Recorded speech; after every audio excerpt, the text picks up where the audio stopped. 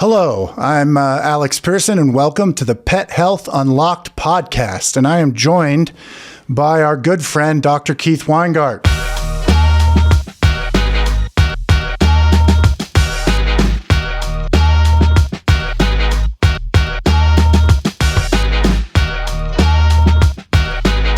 Doctor, how you doing? Doing awesome. Thank you so much, Alex. Great to be here with you. Yes, it's one of my favorite times. I look forward to this every single week. I get a little nervous, but it is always a pleasure to have Dr. Weingart on with us. And today, we've talked about a lot of things on these podcasts, general health, allergies, but today we are going to tackle anxiety and stress. We probably get more emails and phone calls other than allergies about stress and anxiety in dogs. And with the 4th of July upcoming, you could say, a lot of summer picnics, things, more car rides. We wanted to tackle this subject. I was actually on a plane the other day, and we flew out of Chicago, and we had to split thunderstorms. And for an hour and a half, it was nothing but turbulence, and I was scared to death. I'm not a very good flyer. And during that entire time, I thought about Peaceful Pet and anxiety and what to talk about during this podcast. And, Dr. Weingart is the chief formulator of Peaceful Pet. And I think, we are bombarded all day long with ads and different reels and decisions to make and what we can do to better our dogs. And a lot of the times, I think in humans, when we deal with things, we have the ability to talk it out, right? We've got the ability to, even sit down with a professional or go see a doctor or talk to your significant other or your best friend and try to find out, how I can better myself mentally. Well, with our dogs, it's a little more difficult, and with cats, it's a little more difficult. And so we wanted to kind of tackle what we can do to help there. So first, doctor, and I'm going to let you take it away here because you're the one that everybody likes to listen to. In the simplest terms, what is a good way for you to realize that your dog or cat is dealing with anxiety or stress in their life? All right. Thanks, Alex. I think it's really important kind of at the outset to appreciate how much of a magnitude of a problem anxiety and stress runs in our veterinary patients. I think that's probably one of the single leading causes for animals to be relinquished to an animal shelter or to a rescue organization is because of behavior problems. So it's a foundation of a challenge that we have to approach in veterinary medicine. And sadly, just as in the human population, there's a lot of mental illness. And we look at the how that mental illness can manifest. And I think sometimes we may have a genetic predisposition to having some challenges in the mental health realm. But there's also challenges that I think we put on our animals because we may not necessarily appreciate, for example, like who they are as a breed, but also the type of animal, their constitution, and then the environment of which we're putting them in. So I say a perfect example is you take a high energy herding or working dog, and then you have them live in the city in a small apartment. Okay. You're setting up that dog, even if they don't have mental health challenges from a kind of genetic basis, you then are putting them into an environment which is going to cause the manifestation of anxiety and stress because you're not having their needs met. Okay. So that's the fundamental thing that we have to remember with our dogs and cats is, are their fundamental constitutional needs of what they need to be happy and grounded on this earth, are those needs being met? Because many times that's the first thing that goes wrong. So we're putting them in a situation where they're not necessarily going to be their best self. So the ways that we can appreciate that is, the first thing we see is obvious things. Okay. So for example, a dog will see more panting, more pacing, vocalization. If we have animals who have separation anxiety, we may have increase in house soiling in your absence. We may have destructive behaviors. I have had dogs with separation anxiety, which is probably one of the impetuses for me to come up with the Peaceful Pet formulation. was it because it's so challenging for these animals when they feel like their life is ending with you leaving. Sure. Beautiful thing to have that bond and connection. When you have a pet with separation anxiety, it can be really hard because the neighbors are complaining because the animal's barking. Your landlord's ticked off because your dog just destroyed the door frame. So all these things that have to be, those are really good, easy indicators that there's a challenge. But we can actually start to see, if you're really in tune with your pet, even very, very subtle things. We can have just changes in their personality, changes in how they're engaging with you on the day-to-day basis, changes in their health habits, whether it's around eating. One of the biggest manifestations of anxiety and stress in pets, in my opinion, is digestive issues. And I see a lot of animals who develop digestive challenges because they're exposed to a lot of anxiety and stress that they're not having an outlet for, and they're tending to stuff those emotions. Many of us as humans, we do the same thing, where you may actually have digestive issues because have something stressful going on in your life that you're not able to handle in an appropriate way. So, that's kind of like the first line of defense, I think, is like, what did I do? Did I get a dog who's really super high energy and I just don't have the time to get them to the park every day, and I'm working, 9 to 5, and they're stuck in the house in a crate? Well, you're guaranteed to have behavior challenges. When I look at cats have a lot of challenges behaviorally that we don't necessarily appreciate. And the reason being is that we oftentimes, for example, indoor cats, we have taken them from their wild ancestral primal roots where they should be out hunting and looking, hiding in the bushes and stalking things. And then we put them into an apartment where they don't even get an opportunity to touch the earth. And then we wonder why they're peeing on the dog or the owner's bed. So, there's all these things that need to be addressed and kind of understood. And that's really the first starting point, is like, are they showing the signs of stress? Is it because they're not having their fundamental needs met? And then what are we going to do to help alleviate that stress and tension? And that's where I think, Peaceful Pet is just one piece of that puzzle. Sure. And what an answer. Thank you. I mean, you listen to all that listening to the podcast, and I feel like sometimes you can almost feel overwhelmed, right? Like, especially with a pet that you absolutely love. I would listen to that answer over and over again just to basically have a very good starting point with your animals. For example, doctor, what would be, if left untreated, because, there's severe cases, right? But there's also cases of, just like you said, when you leave, if left untreated, what can happen to our pets going forward if they're so anxious and we're not doing anything to help them? No, that's a really great question. And I think one of the things, and I think we've touched on this in previous podcasts, is that chronic stress, is present in all chronic disease processes. So that stress that you're putting into that system creates a whole series of negative cascading effects in the body, whether or not that's suppression of your immune system, whether it's not an increase in inflammation, whether or not that changes the microbiome. All those negative kind of consequences come from having untreated stress, and anxiety plays right into that whole pattern. Yeah. We always do equate animal health to human health. And I'm excited to talk about Peaceful Pet with you. Dr. Weingart was the chief formulator. And before we get into it, could you tell us how you came up with Peaceful Pet? I remember when you and I were speaking, what's it been, 3 years since we've had Peaceful Pet? Maybe 2. I'm not 100% sure, but I remember it was one of the very first products that you and I spoke on about creating. Could you tell everybody kind of where the inception of that started and how you came up with it? Yeah, sure. So as I mentioned, I think in the beginning is that there's challenges around mental health with our pets are really, really super common. And when we first started working together, I found that, I really wanted to approach cognitive health in dogs, primarily because I see so many of those challenges.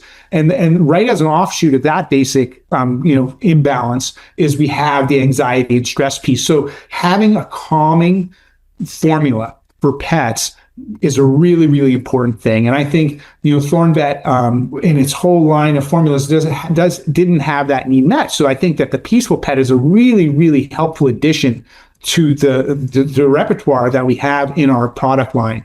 And what I wanted to do was create a formula that had a way to alleviate stress and tension without being overly sedating. And what we wanted to do was combine herbs that help regulate and make the nervous system work better, and not just increase compounds or neurotransmitters that are going to make the animal more sleepy or quiet. So we did incorporate some herbs like valerian and skullcap, which really help reduce anxiety, reduce stress and tension, have a little bit of a calming effect, but we combine those with other herbs like passion flower and lemon balm, and those are going to have more mood elevating. So it's all about trying to utilize nutrients and herbs that are going to balance neurotransmitter levels. So for example, dopamine, serotonin, that's how these pharmaceutical drugs like Prozac and all the other drugs we have on the human market, we have a lot of those that are employed in veterinary medicine from a behavioral standpoint. So they're working on these neurotransmitters,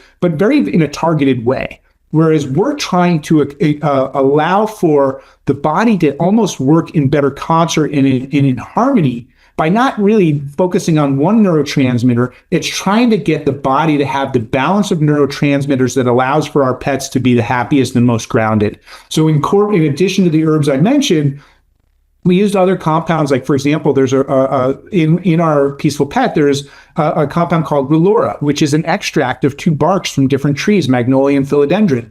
Well, we use those a lot in Chinese medicine to clear heat and do other things like detoxify. But it's been found that in animals, those extracts of those barks have a very calming effect and helps alleviate, improve mood in our dogs and cats. So when I had a patient and I was struggling with treating for anxiety and really, really intense type of stress associated with that anxiety, I tried a lot of different things that was having a lot of challenges. And then I found that pet responded really well to Relora. So I said, that needs to go into Peaceful Pet. So that's how that found its way in there. And then if you do a lot of research like I do, there's other really important compounds like L-theanine, okay, which is an amino acid. It comes from green tea, but in many studies, it actually seems to improve mood and reduce stress in our companion animals. And then I also incorporated, as we usually do in Thornvet, is other nutrients to help that system that we're working on, the nervous system, work better. So I incorporated a couple forms of vitamin B6, which helps with neurotransmitter production. So we're just trying to make sure that not only do we have the right balance of those neurotransmitters, but that the body is actually producing them in an adequate fashion, so that we're going to be able to be as regulated for our animals as possible. I listen to this and it just makes me smile, man. I hope everybody listening can understand. We do, especially Dr. Weingart, all this work for you and studying so that you don't have to. And you can always trust us that that's what we're doing. And I can vouch for it. I get calls from Dr. Weingart all the time, and with the ideas and the synergistic ways these ingredients work, which leads me into perfectly my next question, because one thing that you mentioned is we didn't want a dog to take this and, be over in the corner comatose, right? You don't want your dog, barely walking over to his water bowl when, you just want him to be calm. One of the questions that leads me into, doctor, is a lot of people ask, can I use this regularly? Or can I use it a few days before the 4th of July? I use mine, and Dr. Weingart knows my dog, March. I use Peaceful Pet every day for March, every day. And I see a noticeable difference. He's just not good in car rides, and we take him to go throw every day. But if you could touch on that real quick, doctor, is it something that people can take every day because it's not something that makes you drowsy? Or if they know something's coming up, a long car ride or the 4th of July, can they take it a few days before that? Yeah, that's a really good question. And I think the way I approach this is I tailor whether or not to use it on a daily basis versus situationally based on that pet. So for example, with like March or my dog Otis, they're just happier and more grounded when they take it on a daily basis. Absolutely. Whereas you may have a dog who's pretty easygoing, not having too many challenges, but when the 4th of July comes, it's like the earth is ending. And I have so many patients that have this going on. So Peaceful Pet can be really helpful for allowing them to move through that stressor. Now, we're not here gonna just snow y'all and tell you like this is the be all and end all. There are some dogs who have such severe anxiety around fireworks and stuff like that there is need for incorporating some pharmaceuticals. So that may be necessary, or you may actually need to layer in other supports like some hemp or hemp tincture to really alleviate that stress and tension they're feeling. But the formula is designed to be safe for daily use, but it's also useful for giving in advance of challenging stressor things that may happen, whether that's going to the vet, whether that's going on a big car ride, whether that's the 4th of July. In our part of the country where I live up here, especially in the woods up in the more rural areas, it's not just 4th of July. It's the 4th is lasts all month. So I think like you have to almost like preemptively be on board and have your pet, like for example, a week before 4th of July, as we start getting those neurotransmitters balanced, okay, so that we have the ability to help them through this experience. The other thing that's really important is while Peaceful Pet is a really helpful piece of the puzzle for many pets, it needs to be utilized in conjunction with behavior modification around the problems that you're having. If you have a dog with anxiety and stress and there's these undercurrents and you're, for example, not having their needs met, Peaceful Pet's not going to be as effective if we incorporate that with an exercise protocol, if we incorporate that with some enrichment, whether or not that's training, whether or not that's having another outlet for their energy, whether it's dog sports like agility or any of those types of things. That really sets that pet up for success. So we can't utilize Peaceful Pet as a replacement for making sure their needs are met and that we're doing other things around training and behavior modification that are going to really set that pet up for success. Yeah, absolutely. I think it could go back to what we talked about in one of the earlier podcasts is about foundational health. Just like human health, it's the multivitamins, it's your gut. If those things are dialed in, diet, exercise, all those things, Peaceful Pet can help tremendously. And one thing I was going to ask, but don't need to anymore is, we have a lot of success with the canine cognitive used in older dogs with Peaceful Pet. One of the things that Dr. Weingart touched on as well, and if you could real quick, doctor, tell us, there's Peaceful Pet, there's canine cognitive, there's Super EPA, there's hemp. Peaceful Pet, and correct me if I'm wrong, is the foundational start. When should somebody look at those other ones to add on? No, it's a really good question as always, Alex. So when I look at canine cognitive dysfunction as its own entity, I find that all of those pets have this baseline level of anxiety and stress around their situation. Like they're oftentimes kind of freaked out, but they don't know why. Mm-hmm. And while we have ingredients in that formula like Bacopa and other things like ashwagandha in the canine cognitive that help unwind that nervous system tension, there are some pets who just really seem to shine when we add in some Peaceful Pet with that canine cognitive support. So if you have an older pet who's showing signs of sundowners or having other cognitive disruption, start with the canine cognitive and see how much you move the needle with that. And then you can, after 2, 3, 4 weeks, you can say, okay, that's a good baseline. Now I know, but I'm still having this anxiety breaking through. That's when we incorporate the Peaceful Pet, and that can really play nicely with it. In addition, in older pets, we often see hemp or the cannabinoids that come from hemp tincture to be very regulating for the nervous system as well. So that can be another way to mitigate some of the effects of chronic stress on the system. And then I actually find, for our pets with, say, like, separation anxiety, or those ones that are having anxiety about going in the car, or just some other, I actually see dogs who I call agoraphobic, where they're just really freaked out just being outside. Sure. So it can be really helpful when you start with Peaceful Pet, like as Alex mentioned, as like a bit of a foundation for regulating that nervous system and making sure we have the neurotransmitters. But if you layer on some hemp tincture with that, the two combined can really help alleviate tension and help them just be better grounded and regulated. Yeah, and one thing that I've noticed in the years that I've been, selling these products is, a multivitamin, for example, you're going to have a difficult time, even if your dog, say, has a good gut, but you want to get a probiotic. It's a little more difficult to tell, oh, this dog's doing better. But I tell you, I get emails from Peaceful Pet and I get emails from things like Canine Cognitive where somebody says, I've given my dog this for 48 hours and it is a night and day difference. So one thing that Dr. Weingart mentioned that I always try to tell people is it's a little easier to use these things, add on, and see how your dog changes. Like Dr. Weingart, just watch them, know that baseline, and you should be able to tell that's working or that's not working. Or if I added this, I could tell a difference when he was in the car.